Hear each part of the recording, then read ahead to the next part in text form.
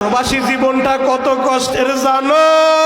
আজকে ভাইয়ের টাকা পাইয়া মোটর সাইকেল হাঁকাইয়া এলাকার ভিতরে তাও দেখাইতে থাকো।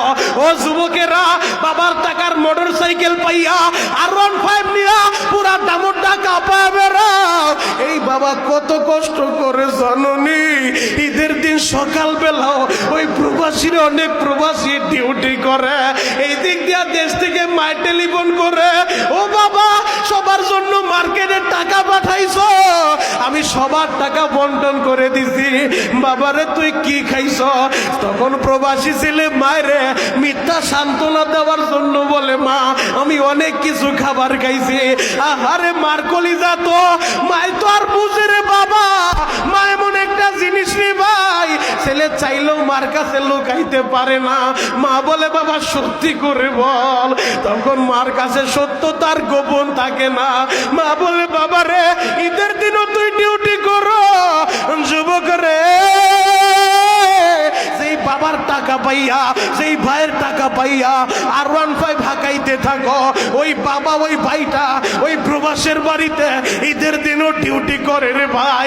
তাদের জন্য একটু চোখের পানি জড়াইয়া আল্লাহর কাছে দরখাস্ত দাও, ও দয়ার আল্লাহ, আমি যেই ছেলেটারে নিজে না খাইয়া আমি ছেলেটারে খাওয়াইতাম, আজকে শীতের সিজন গেল, ওই ছেলেটার মুখে মা এক টুকরা পিঠা উঠায় দিতে পারলো না।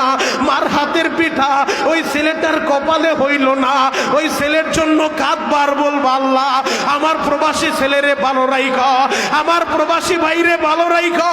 ওটা মুন্ডার যুবকেরা, ওই প্রবাসীদের মনে কত জ্বালা জাননি। গত রমজানে আমি যখন মদিনায় গেলাম, আমি আমার নবীর রওজাটা জিয়ারত কইরা আমি যখন বের হইছি, ওই মোমেন শাহী নান্দাইলের একটা প্রবাসী ছেলে দৌড়ে আসছে, আইসা বলে, শরীয়তপুরি ভাই এমন কোনো দিন নাই আপনার বয়স শুনি না, আপনি একটু আমার বাবার জন্য দোয়া কইরেন। আপনি নবীর রওজার কাছে আইছেন, ভাই আমার বাবার জন্য একটু দোয়া কইরেন। আমি বললাম, তোমার বাবার কি হয়েছে? বলে, ভাই এই প্রবাসী জীবনটা এত কষ্টের, আমার বাবা আমারে ঋণ কইরাই সৌদি পাঠাইছে, আমারে সেই দিন বাবাই বিদায় দিব এয়ারপোর্টে নিয়ে আসছে। আমার বাবা, আমি যখন এয়ারপোর্টের ভিতরে ঢুকতেছিলাম, ইমিগ্রেশনে ঢুকে যাব, আমার বাবা গেটের সামনে দাঁড়া, চোখের পানি দিয়ে হাত দুইটা বাড়ায় দিছে, বলে, বাবা রে আমারে শেষবারের মতো দেখা যা, মনে হয় তুই বিদেশ থেকে আইসা, আমারে আর পাবি না, আমারে আর পাবি না। ও শরীয়তপুরি ভাই, বাবার কথাটা যেইভাবে লাগবো আমি বুঝতে পারি নাই। এই সৌদি আসার 3 মাসের মাথায় হঠাৎ করে আমার কাছে সকালবেলা টেলিফোন আইলো, আমার বাবা আর দুনিয়ায় নাই। যেই বাবা ঋণ কইরা আমারে প্রবাসে পাঠাইলো, ওই বাবা দুনিয়ায় বাইচা নাই। আমি এই দেশে আসার পর আকামাটাও আমারে কফিল এখনো দেয় নাই। আমি কেমনে বাড়ি যাব?